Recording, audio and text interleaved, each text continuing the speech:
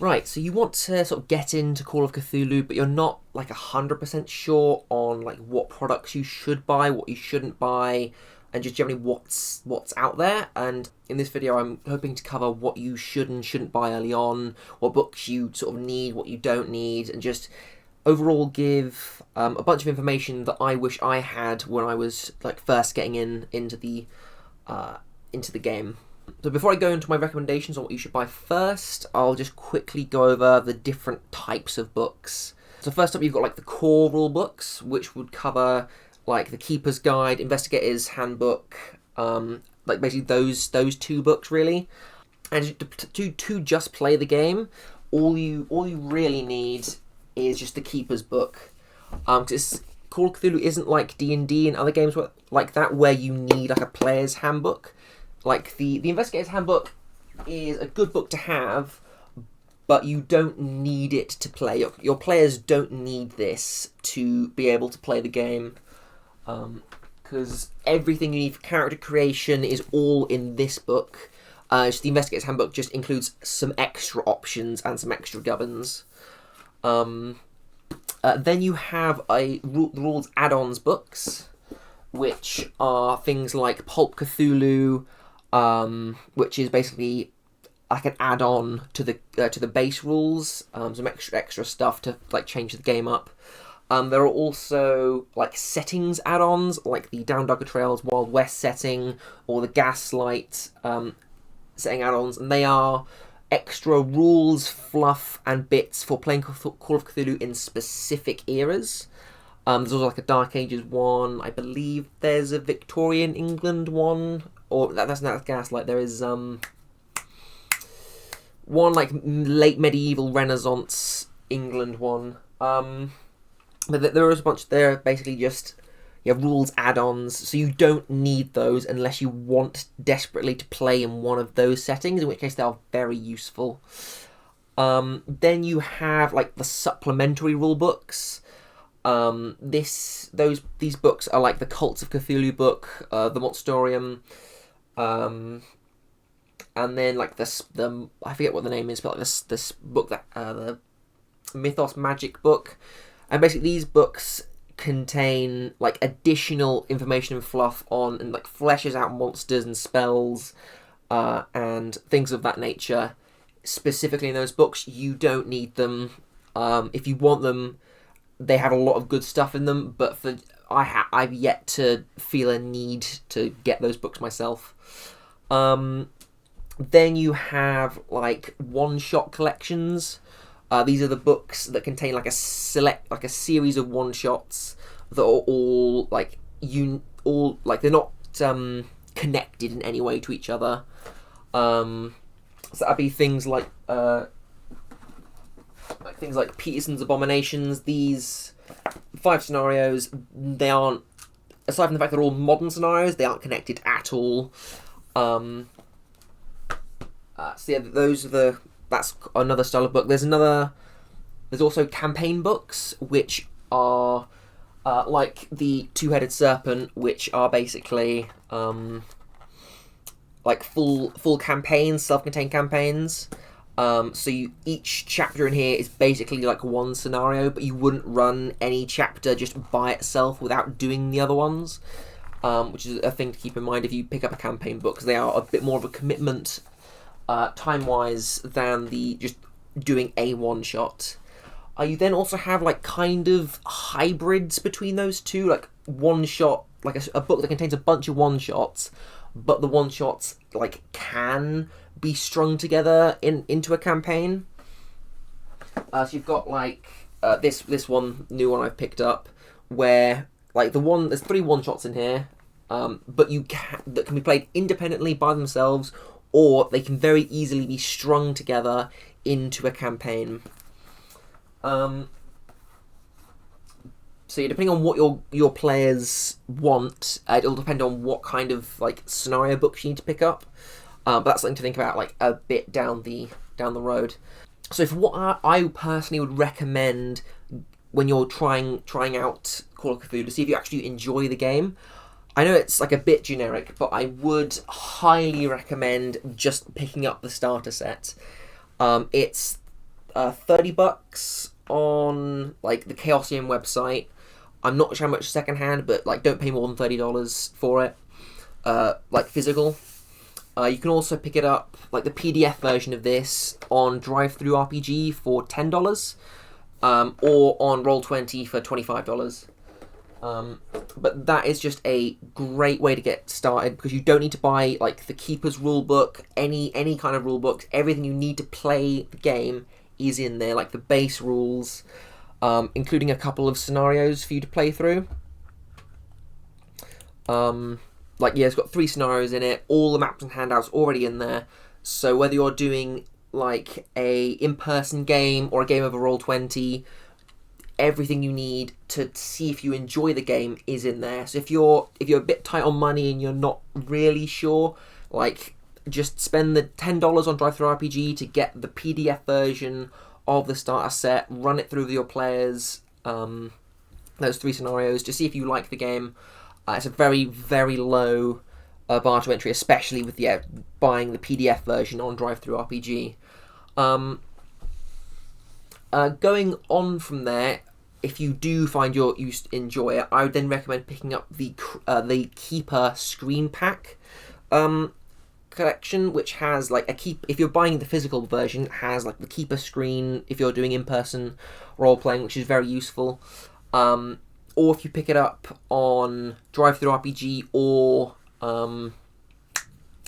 Roll20, they also have some great stuff in there too in the PDF version, because they also have in the Keeper Screen Pack, it's got the Keeper Screen, but also 2 extra scenarios, which are both really good.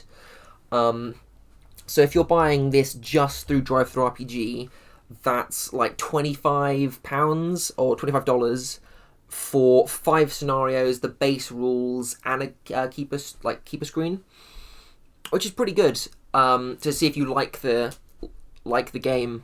Because if you don't like it, you can just sell them on secondhand to someone else, and you're out much money. But if you do like the game, it's a great place to build off from, because those 5 scenarios, you can either run them all individually, or if your players prefer like campaign play, they're very, very easy to thread together into a mini campaign. But sort of once you're sure you do want to play Call of Cthulhu more long term, the next thing to pick up would be like the Keeper's rulebook. It's a bit more pricey. A physical copy, brand new from Chaosium, is like $56, which is, depending on your budget, quite a lot of money. Even like on DriveThruRPG, the PDF version is still like $27 or $29 on Roll20. But even though that price is a bit steep depending on your budget, like this is all you need. Like, you don't need to pick up anything else. Like, this has character creation. This is how to run every aspect of the game, how to make characters for your players, or how they can make them. Weapons, combat, sanity, just everything. And it has a couple of scenarios in the back. So on top of that, you would have, I think it's 2 or 3 scenarios in the back. So you'd be on 7 scenarios if you bought the starter set and the Keeper Screen Pack. But if you want to go up from there, the next purchase I would recommend is the Investigator's Handbook. Because while you don't need this, it's always nice for your players to have their own like rules reference going over, like character creation stuff, weapons. So you're not having to like share your rule book with them if they have a rules question. You can just say, have this. It also has more like occupation rules. In the Keeper's rulebook, there are like a select number of occupations, which in Call of Cthulhu is like your class. But in Keeper's rulebook, not the Keeper's rulebook, in the Investigator's Handbook, there are a lot more options and some extra bonus character creation rules, which are always appreciated by players. But once you've got those books, like, which are the equivalent of the DM's guide and the player's handbook in D&D, like, you don't really need the Call of Cthulhu equivalent of the monster manual. Like, there are plenty of monsters in the back of the Keeper's back of the Keeper's Handbook. Like, so I haven't had a need for it yet. So when you get to that point and when you've played through those scenarios, the next thing you have to ask yourself is, like, what scenarios and campaign stuff do you want to get for your players?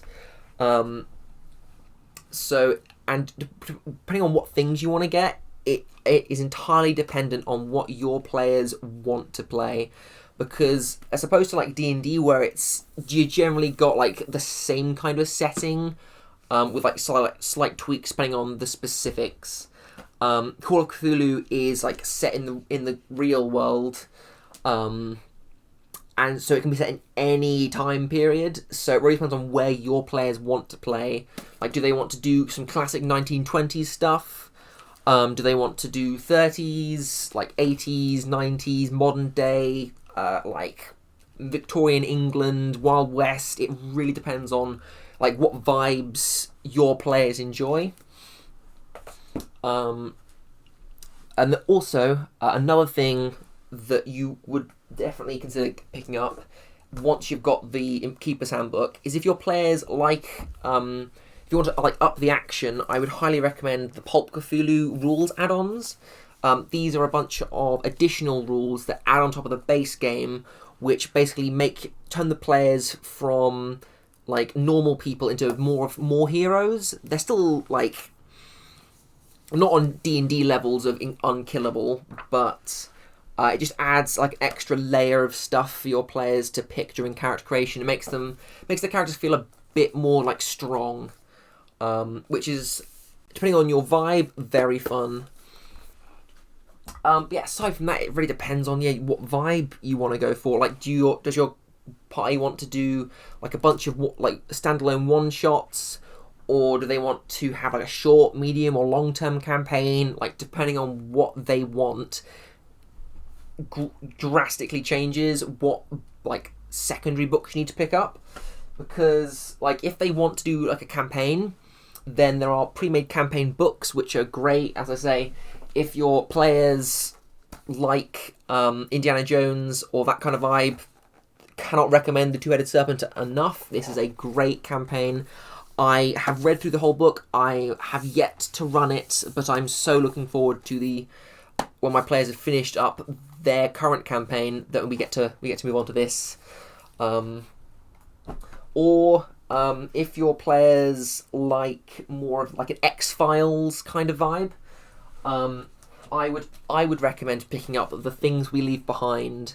It's 6 adventures, one of which I wouldn't include in a campaign, but the other 5 adventures in here can easily be strung together into a really cool, like, Monster of the Week kind of X-Files campaign. This is a really good book. You can find it on the Miskatonic repository on Drive-Thru RPG, but it's such a good campaign to, like, put together. Especially if you're, like, players like X-Files and that kind of vibe. Then you also got, like this one, which is Call of Cthulhu set in 1980s Japan. So this fits a specific table vibe, and you, just from the description of 80s Japan Call of Cthulhu, you'll know if your players will vibe with this or not. And then aside from that, like, I guess, like, just personal recommendations on, like, really good scenarios. I'd recommend picking up No Time to Scream. This is, of course, like, later on when you know you like the game. Because don't do what I did and just spend more money than you have on all these books. But this is a great book. It's got, like, 3 standalone one-shots, which I wouldn't recommend running them seriously. These are great for if you're going on holiday with your group. If you're going on a holiday, just playing on 3 evenings, playing through these is very fun, because these give off strong, like, we're just having drinking, snacking, we're not taking it too seriously, sort of playing around a table kind of vibes, rather than like serious horror role playing. That's sort of my vibe and recommendations for how you get into the game. Start with the starter set, play through those scenarios with your group. If they enjoy it, move on to the Keeper Screen Pack. If they like that, then get the Keeper's Handbook and then scenarios that you think they'd like to play. But don't feel bottled down to like what's on physical books, because as I say, on Drive-Thru RPG there are so many scenarios that you can find, like whatever vibe your players want, you will be able to find something for them. Because I didn't think there'd be too many, like 80 scenarios, but my player said, we want to play a campaign, or like not a campaign, but play like a one-shot in the 80s, and I found an absolute gem. It's called The Pipeline. I've played this now 8 different times with 8 different groups. It is an amazing scenario, and it's just something I just stumbled across when I was looking for like the 1980s Call of Cthulhu scenarios. So I would just recommend asking your players, like, who do you want to play, and then finding a campaign or a set of one-shots that fit their characters. I hope this has been of use to you. And yeah, if you've got any if you're a new Call of Cthulhu player and you've got any questions, like, comment, and I would love to respond, and just give you tips and help if you need any. And yeah, aside from that, thanks for taking the time to watch this video, and I hope you have a great rest of your day.